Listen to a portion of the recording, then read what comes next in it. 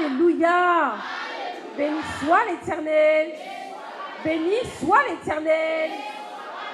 Merci Seigneur. Frères et sœurs, que le Seigneur vous bénisse. Vous pouvez vous asseoir. Merci au chant. Alléluia. Je bénis l'Éternel. Je lui rends grâce de ce que je suis parmi vous cet après-midi pour pouvoir échanger quelques mots avec vous, pour pouvoir vous bénir conformément à ce que le Seigneur me demande de vous donner cet après-midi. Je vais vous demander de bien vouloir rester concentré, de bien vouloir rester focalisé. On va parler d'un sujet qui peut peut-être crisper, qui peut peut-être faire naître des passions, je ne sais pas. C'est un sujet, lorsque on en parle dans l'Église, dans les églises, il y a toujours des petits murmures, il y a toujours des petites difficultés. Pourtant, c'est quelque chose qu'on doit aborder ensemble cet après-midi et qui est extrêmement important. Je veux bien être accompagnée du coup par le piano. Merci. Vous savez que depuis plusieurs mois, le Seigneur m'a mis à cœur de revoir avec vous les grandes histoires de la Bible. Parce que le Seigneur m'a fait savoir que beaucoup ne connaissent pas forcément la parole. Beaucoup ne connaissent pas forcément ces grands personnages qui nous ont précédés dans la foi. Et donc le Seigneur m'avait demandé de prendre le temps de revoir avec vous les histoires de la Genèse, qui est le premier livre de la Bible et qui aide le chrétien à comprendre qui est ce Dieu que nous servons aujourd'hui. Mais cet après-midi, je vais prendre le temps de parler d'un sujet bien particulier. Et le Seigneur m'aide à parler de ce sujet avec vous en intitulant ce message « Celui qui te bénit le premier », parce que le Seigneur est celui qui me bénit et qui vous bénit en premier. D'accord ? Si aujourd'hui vous pouvez respirer, avoir de l'air dans vos poumons, c'est parce que c'est lui qui vous fait grâce. Si vous pouvez manger à votre faim, ouvrir votre frigo et trouver à manger, c'est Dieu qui vous fait grâce. Si vous pouvez payer votre loyer, votre crédit immobilier, malgré les difficultés, et que vous n'êtes pas à la porte aujourd'hui, c'est par sa grâce et par sa grâce seule. Donc le Seigneur est celui qui nous bénit le premier. C'est celui qui nous permet aujourd'hui de pouvoir vivre dans un certain confort. Pour ceux qui le savent, qui connaissent la situation à Haïti par exemple, vous savez que les personnes qui vivent dans les zones avec de grosses turbulences vivent par la grâce de Dieu. Ils vivent parce que le Seigneur leur permet de survivre. Ce n'est pas les conditions qui leur permettent de survivre, ce n'est pas l'État haïtien qui leur permet de survivre, mais c'est le Seigneur qui leur fait grâce. Ainsi donc, il est et il est toujours celui qui nous bénit le premier. Sauf qu'il nous demande à nous de faire un geste en retour. Et le geste que nous devons faire en retour, nous ne le faisons pas pour nous. Nous le faisons d'abord pour le remercier. Et ensuite pour permettre à son œuvre, au royaume de Dieu, d'être établie sur terre. Aujourd'hui, frères et sœurs, on va parler d'argent. Oui, on va parler de dons. Parce que malheureusement, dans les églises, parler d'argent, ça devient et c'est compliqué.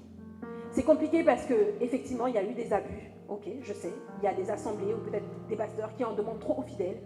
Il y a des personnes qui vont aller jusqu'à s'endetter pour bénir leur église. Il n'empêche que le Seigneur nous demande une gestion de l'argent particulière. Et l'argent a sa place dans l'église. Parce qu'il a une importance. Et il a une importance parce qu'il a une utilité. Il ne sert pas à rien. On ne prend pas l'argent pour le coller sur les murs comme des posters.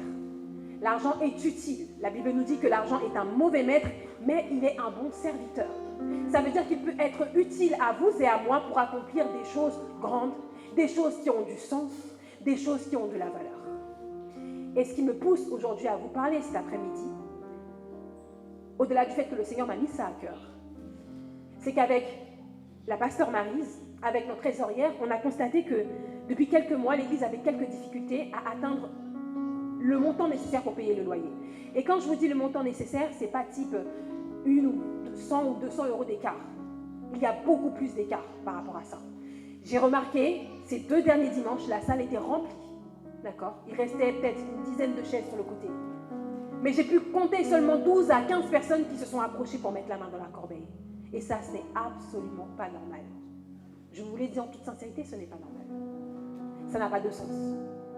Si chacune des personnes qui étaient présentes avait mis au moins 10 euros dans la corbeille, même 5 euros, on aurait pu avoir une certaine somme dimanche passé et encore dimanche passé en haut, comme on dit en créole, c'est-à-dire il y a 2 dimanches de cela. Pourtant, ce n'est pas ce qui s'est passé.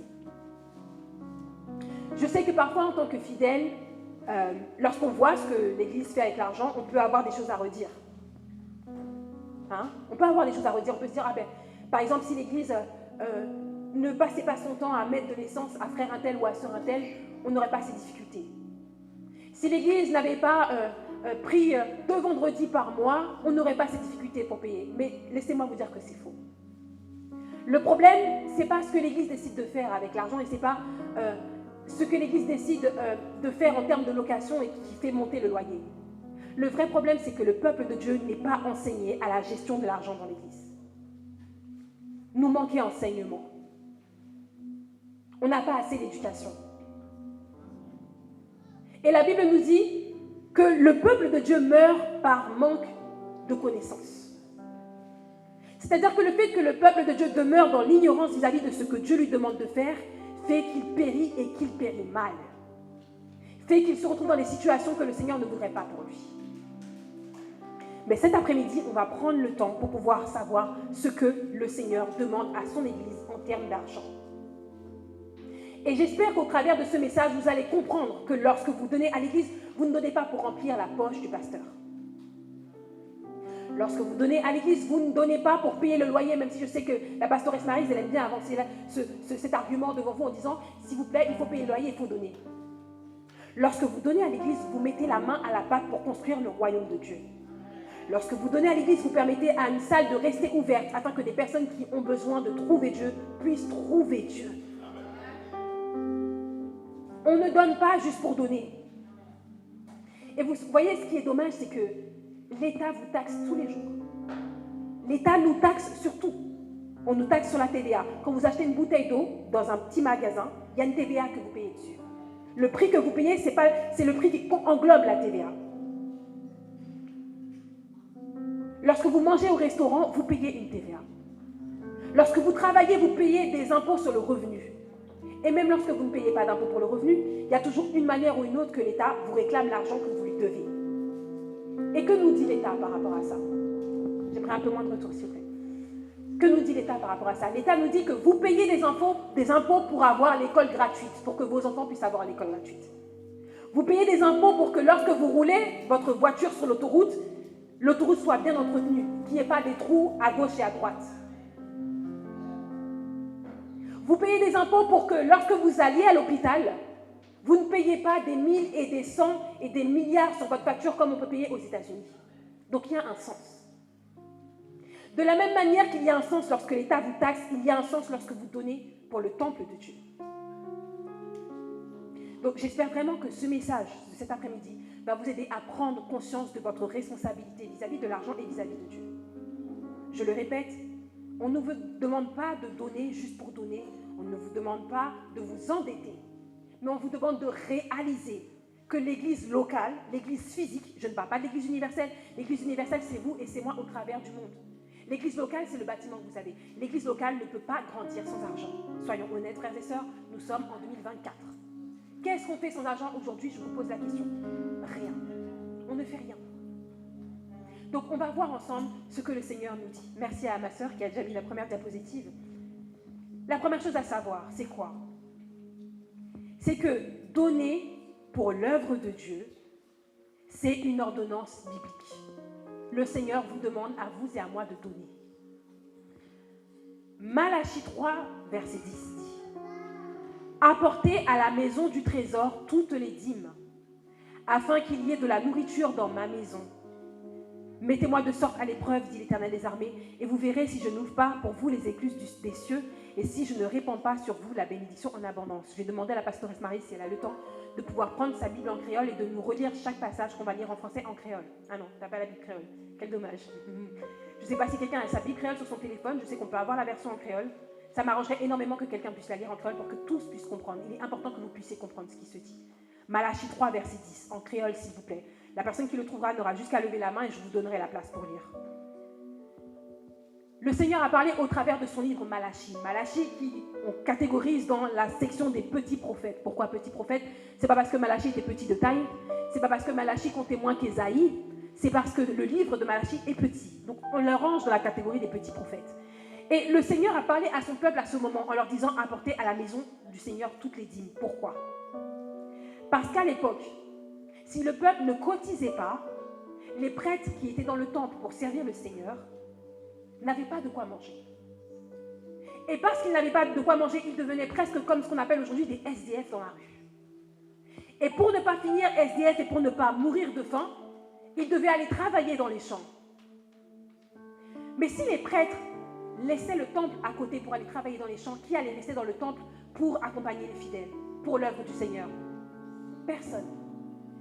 Ça veut dire que si le peuple d'Israël ne donnait pas au temple, les prêtres qui étaient là, normalement disposés pour eux, pour apporter leurs offrandes et leurs prières à l'Éternel, ne pouvaient pas le faire. Et sachez qu'à l'époque, à chaque instant de la vie important, on devait se rendre au temple pour faire des actions de grâce. Donc si les prêtres n'étaient pas présents, le peuple d'Israël ne pouvait pas faire ce qu'il devait faire.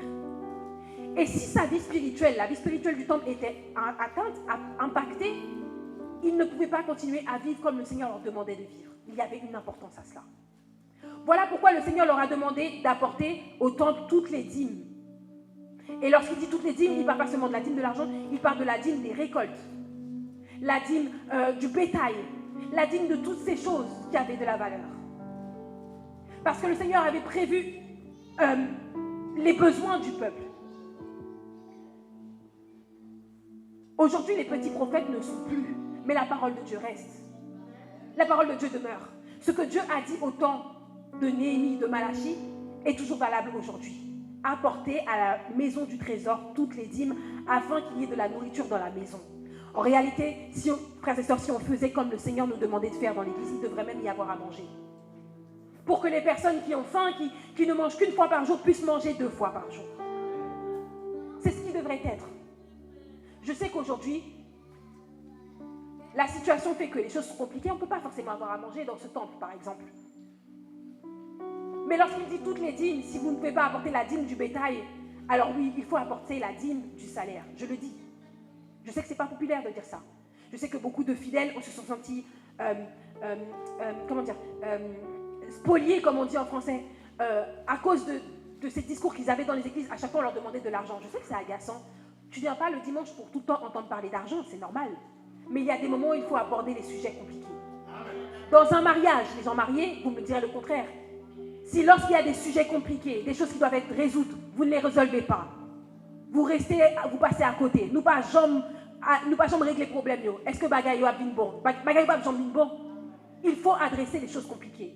Aujourd'hui, on adresse un point compliqué, l'argent. Mais la parole du Seigneur est claire. Apportez à la maison du trésor toutes les dîmes.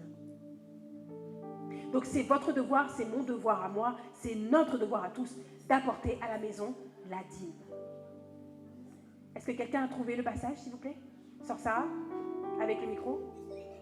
Malachie 3, verset 10. Portez toute la dîme non net non temple, sans ouiter en rien la donne, pour qu'elle manger non temple. C'est pour nous faire ça, pour nous ouais si moi pas qu'un parole moins vrai. Na ouais si moi pas l'ouvrir ciel là, fait la pluie tomber, si moi pas vider bénédiction sous nous en quantité. Amen. La parole du Seigneur est claire. Je n'ai rien ajouté, je n'ai rien enlevé. C'est l'Éternel qui parle et qui sensibilise son peuple à l'importance de partager. On va continuer. Donner à celui qui t'a béni le premier, c'est une ordonnance biblique, mais c'est aussi un héritage. Comment ça, c'est un héritage? C'est quelque chose qu'on a reçu et qu'on doit continuer dans le temps, d'accord? Pour les personnes qui ont des familles, lorsqu'il y a un décès dans une famille, s'il y a un tel, un tonton, un oncle, un parent qui avait une terre, les gens ont envie de mourir, toute famille en réunie pour connaître qui ça nous va le faire avec terre, qui laisse monde qui va l'héritier terre, n'est-ce pas? Et ça arrive dans toutes les familles, qu'on soit français, qu'on soit haïtien, qu'on soit chinois.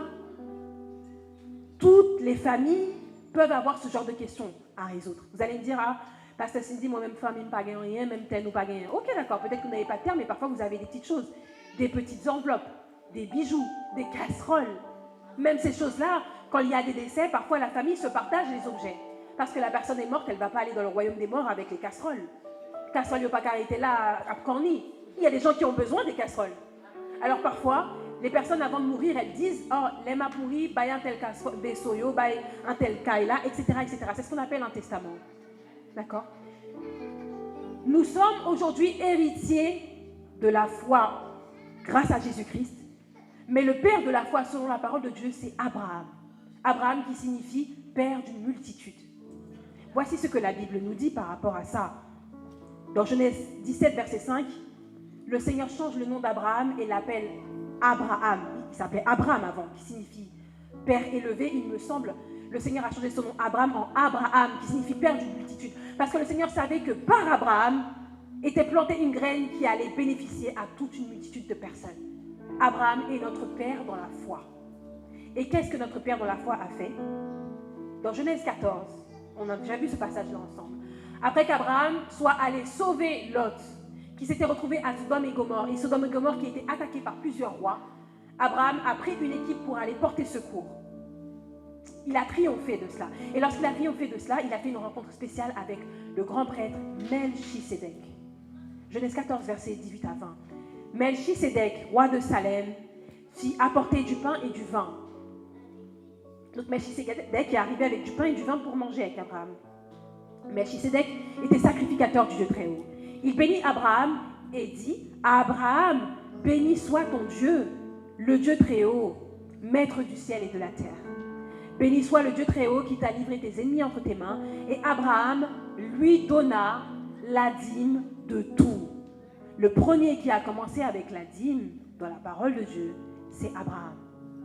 Donc quand vous et moi, nous payons la dîme aujourd'hui, en fait, on perpétue l'héritage de notre père par la foi, Abraham. Ça veut dire que tu t'inscris dans une famille. Ok? Une famille, pour qu'elle puisse perdurer dans le temps, au-delà de faire des enfants, il faut que les enfants tiennent les traditions de sa famille. Si votre famille a une tradition, je ne sais pas quelle tradition vous pouvez avoir. Ma mère me parle souvent qu'à l'époque, elle me disait le 1er janvier, au pays, ce qu'on faisait, les petits-enfants mettaient de nouveaux vêtements. Et elle me disait que lorsqu'ils étaient bien habillés, ils faisaient tout le tour du quartier pour aller saluer toutes les grandes personnes et toutes les maisons pour leur souhaiter la bonne année. Elle m'a dit que c'était la tradition.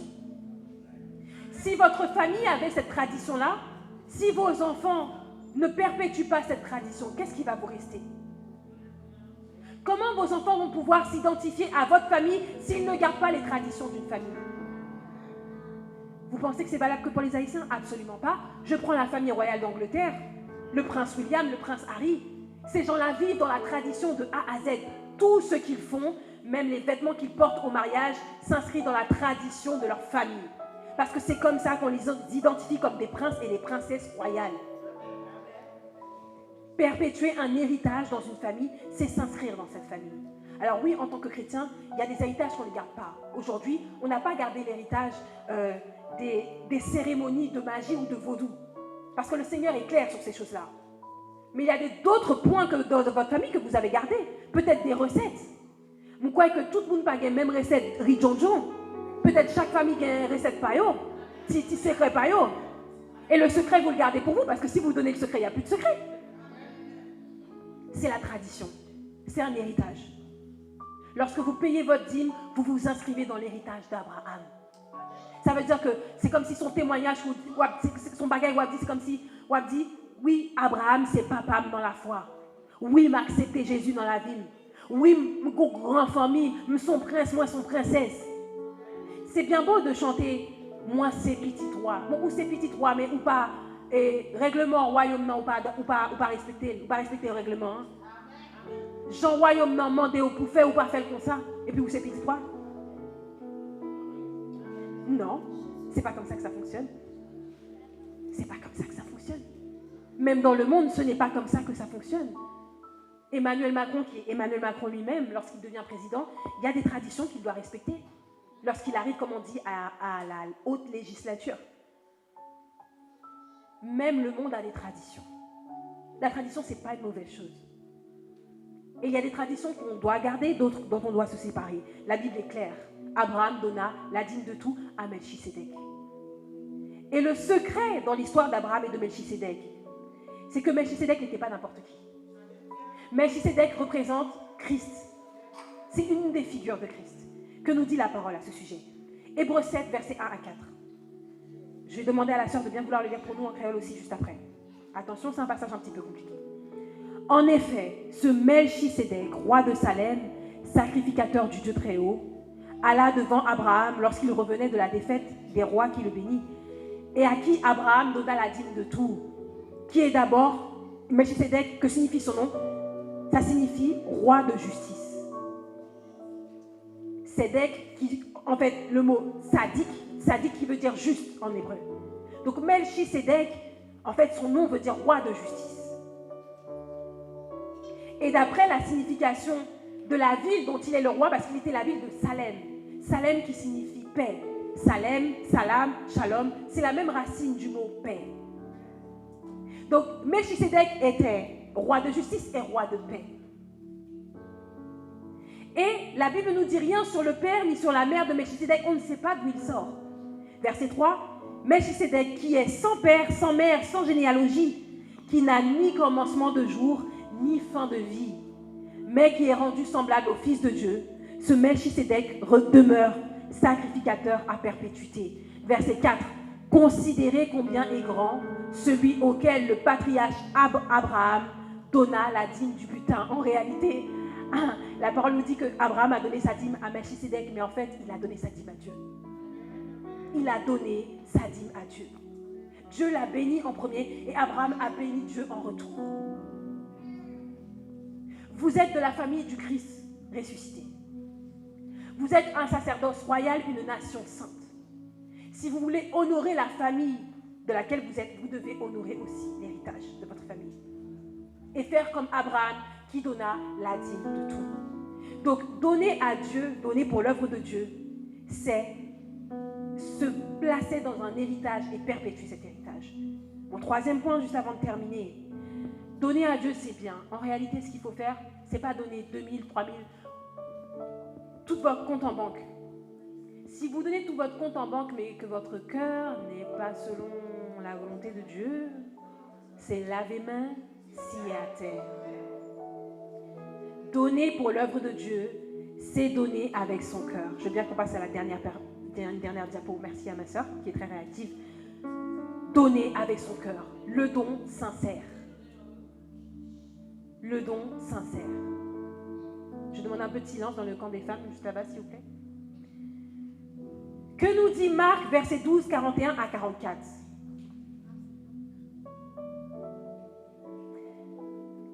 La parole de Dieu nous parle de cette femme. J'ai oublié de lire le passage en créole de Melchisédek. Est-ce que ma sœur est prête? Tu es prête? C'est dans... Non, c'est Hébreu. Hébreu 7, versets 1 à 4. Sur Melchisédek. Le caractère, l'apparence divine de Melchisédek. Le fait qu'Abraham a donné sa dîme à Melchisédek. Hébreu 7, versets 1 à 4.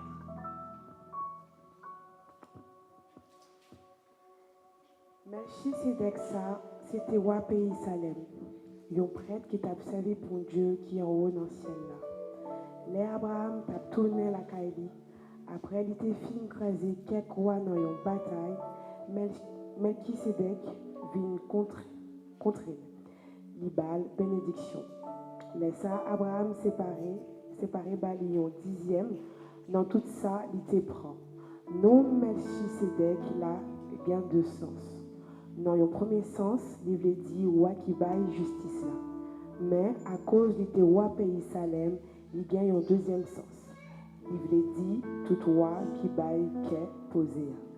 Melchisédek ça, nous pas con ni papa, ni maman, ni aucun de nos ancêtres liés. Il n'a pas dit qui bol il fait, ni qui bol mourir. Il t'en coupe petit bon Dieu, il était prêt pour tout temps. Nous tout ouais qui qualité grand nègre nous s'atteiller. Pour grand papa nous Abraham, t'es balion dixième dans toute ça te prend dans bataille là. D'après la loi Moïse, c'est dans race Lévi assez yo choisi monde qui pour servir. Près de ça yo recevoir l'ordre pour yo demander peuple là un dixième sous toute bagaille. Ça veut dire yo demander monde qui pour citoyen même pays à yo pour bail un dixième dans tout ça yo gagne. Amen. Mais yo c'est toute petite Abraham yo. Amen. Yo même yo toutes ces petites Abraham yo. La parole de Dieu est très claire, frères et sœurs. C'est très clair. À toutes les personnes qui sont dans le doute, et je sais qu'il y en a dans toutes les églises, hein, c'est pas propre à ici, mais qui se disent « Oh non, je ne vais pas donner la dîme, je ne vais pas enrichir le pasteur. Je ne vais pas donner la dîme parce que ceci, cela, ceci, cela. » La parole de Dieu est très claire. Si c'est petit Abraham que oui, par la foi, tu sais ce qui t'attend. Tu sais quelle est ta responsabilité. Je reviens sur le fait de donner avec son cœur, donner le don sincère. Dans Marc 12, versets 41 à 44, Jésus, étant assis vis-à-vis du tronc et regardait comment la foule y mettait de l'argent. Des riches y mettaient beaucoup. Une pauvre veuve vint aussi et elle y mit 2 pièces, une toute petite somme. Alors Jésus appela ses disciples et leur dit, « Je vous le dis en vérité, cette pauvre veuve a donné plus que tous ceux qui ont mis dans le tronc, car tous ont pris de leur superflu pour mettre dans le tronc, tandis qu'elle a mis de son nécessaire, tout ce qu'elle possédait, tout ce qu'elle avait pour vivre. » Est-ce qu'on peut lire le même passage en créole, s'il vous plaît? Marc 12, versets 41 à 44. Marc 12, versets 41 à 44. Après ça, Jésus te chita vis-à-vis à droite côté yo mettait offrande dans le temple. Il t'a regardé moun yo a metté l'argent là-dedans. Plusieurs moun riches t'a metté en pile l'argent. Yon pauvre veuve vient river tout. Il mettait 2 petits copes qui pas même fait moitié 5 copes. Laisse ça, Jésus relait disciples yo. Il dit yo, ça m'a dit nous là, c'est vrai oui. Pauvre veuve ça a bail plus passer tout le monde qui mettait offrande dans la boîte là.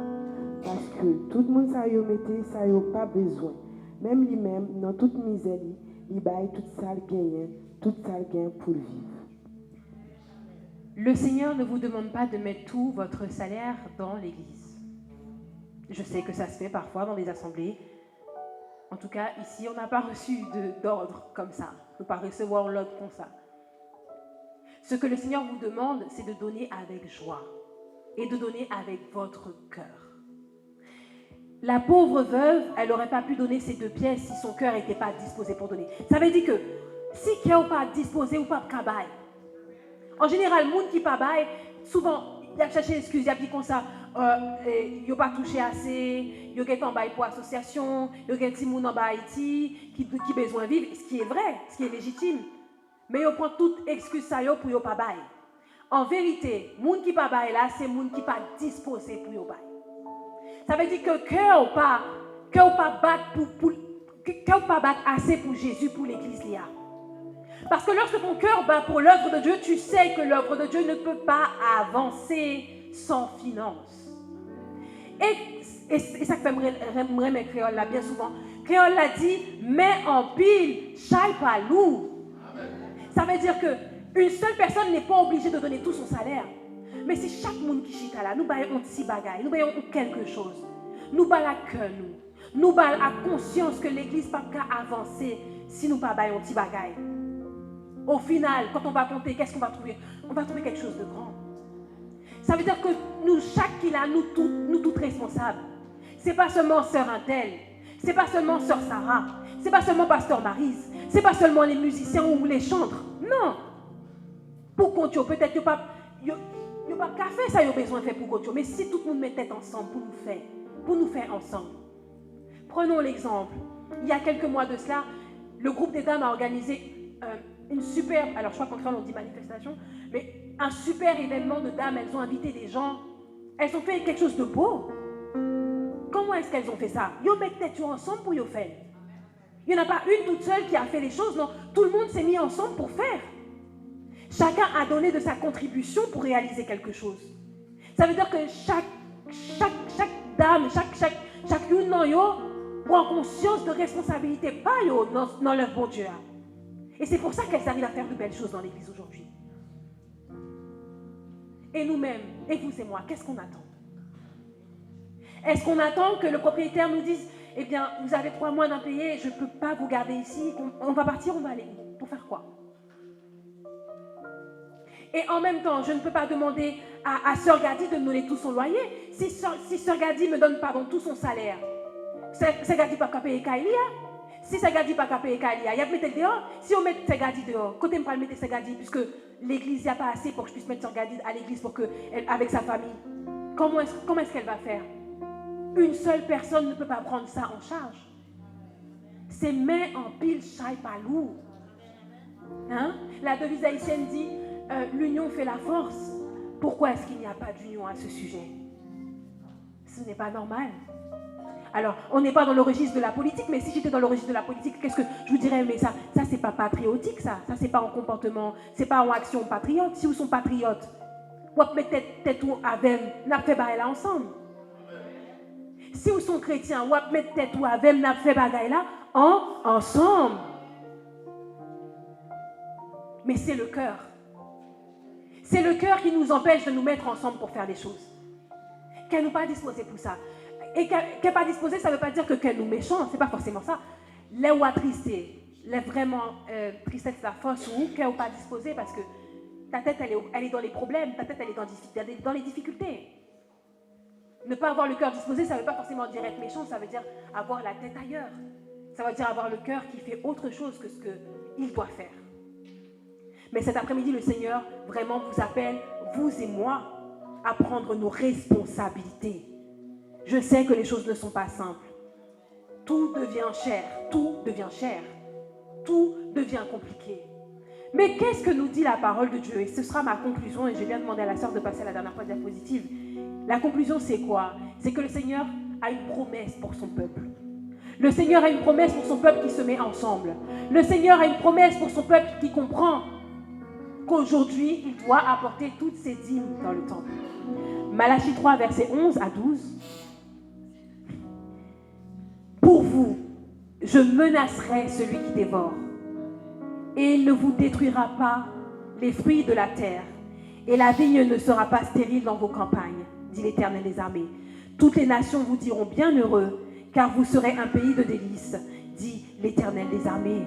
Et si je remonte dans Malachie 3, le verset que j'ai lu au tout début, verset 10, mettez-moi de sorte à l'épreuve, dit l'Éternel des armées, et vous verrez si je n'ouvre pas pour vous les écluses des cieux, et si je ne réponds pas sur vous la bénédiction en abondance. On aime être à l'église ensemble. On aime louer le Seigneur. Vendredi, on a fait une belle veille de nuit parce qu'on était content d'être là, de pouvoir louer le Seigneur ensemble. On est content, pourquoi? Parce qu'on peut venir. On peut venir pourquoi? Parce que la salle est payée. On nous prend conscience, frère et sœur. Et c'est ce que le Seigneur m'a dit quand j'ai préparé ce message. Non, le peuple ne donne pas, c'est pas parce que le peuple est méchant. C'est pas parce que le peuple est chiche, comme on dit en créole. C'est parce que le peuple n'a pas comprendre qui ça y a fait les yobaï. Il ne pas comprendre qui bénédiction il est capable de jouer les yobaï. Il ne pas comprendre qui importance que j'ai ça gagné devant. C'est ne pas comprendre. Il m'a dit le peuple ne comprend pas. Et pour que le peuple puisse comprendre, il doit être enseigné. Cet après-midi, ce n'était pas une prédication, c'était un enseignement pour vous exhorter à donner. À donner pour l'œuvre de Dieu. À donner pour vous et moi, pour qu'on puisse se réjouir et se réunir ensemble et faire de belles choses. Et ce qui est particulier, c'est qu'en plus, on est quand même dans un pays où on a du travail, quoi. Moi, quand je pense à nos frères et sœurs, à nos compatriotes, à Haïti, beaucoup ont besoin de travailler mais ne trouvent pas. J'entends parler de jeunes qui ont fait de belles études à l'université et à la sortie de l'université, il n'y a pas d'emploi. Qui ont de gros diplômes à Haïti, qui ont de grandes capacités, mais ils ne trouvent rien à faire parce que l'État ne pourvoit pas pour eux. Et malgré tout, et je le sais parce qu'on me l'a dit, le peuple chrétien en Haïti, il est mobilisé. Il donne. Et même lorsqu'ils ne donnent pas avec l'argent, ils donnent avec leur temps. Souvent, quand les personnes qui ont grandi en Haïti, qui connaissent la loi de l'Église et le fonctionnement, me disent, tu sais, Pasteur Cindy, Haïti, les fidèles, ils se réunissent une fois par semaine. Ils vont chez le pasteur, ils vont chez le missionnaire. Ils vont chez le pasteur. Qu'est-ce qu'ils font chez le pasteur? Ils ne viennent pas pour s'asseoir pour manger. Ils vont faire le ménage. Ils font les courses. Ils coiffent la pastoresse, ils coiffent le pasteur. Ils s'occupent des bêtes. Ils donnent de leur temps pour leur pasteur parce qu'ils savent que leur pasteur les bénit et que si le pasteur, sa maison, elle est bien rangée, elle est bien ordonnée, il aura plus de temps pour faire pour l'église. Je ne suis pas en train de vous demander de venir chez Pasteur Maris pour faire le repassage, c'est pas ce que je vous dis. Mais si un peuple comme notre peuple à Haïti a le cœur pour faire ça, malgré les souffrances dans lesquelles il est, c'est parce qu'ils ont un cœur disposé pour ça. Mais comment ça se fait qu'une fois arrivé dans les pays étrangers, tout ça c'est fini? Qu'est-ce qui se passe? C'est quoi? C'est le confort? Le confort du pays? On est trop à l'aise, donc on oublie? Non. La Bible dit, souviens-toi d'où tu as été tiré. Songez qui côté bon Dieu t'est prend. Songez qui côté bon Dieu t'est retiré. Réfléchis à ça, chez toi. Mets en pile chaipalou, c'est ce que nous dit la parole. Ensemble, on va faire de grandes choses. On va faire de grandes choses avec notre cœur, on va faire de grandes choses avec la prière, on va faire de grandes choses avec le jeûne, mais on va faire aussi de grandes choses matériellement, parce que ça fait aussi partie du jeu. Tant que le Seigneur Jésus n'est pas revenu, on doit prendre soin de l'église locale, pour que les personnes qui ont besoin d'être sauvées et d'entendre la parole de Dieu puissent entendre la parole de Dieu dans le temple. Souvenez-vous, pendant le Covid, comment c'était dur quand toutes les églises étaient fermées. Ah, il y a eu des souffrances, hein, c'était dur de ne pas pouvoir aller à l'église, c'était difficile. L'église en ligne, là, à un moment donné, moi, je m'étais bouquée avec l'église en ligne. J'étais bouquée avec ça. Quand l'église a réouvert, j'étais heureuse. Mais maintenant, il faut contribuer. Le Seigneur compte sur toi, il compte sur moi. Il le dit, apportez toutes les dîmes à la maison du trésor. Donne ta dîme comme ton père, par la foi, Abraham l'a fait. Et donne avec ton cœur. Parce que si tu ne donnes pas avec ton cœur, même si tu donnes tout ton argent, ton offrande ne sera pas agréable devant Dieu. Le Seigneur ne te demande pas de te ruiner. Il te demande de comprendre l'importance de donner et de donner avec ton cœur. Que le Seigneur vous bénisse.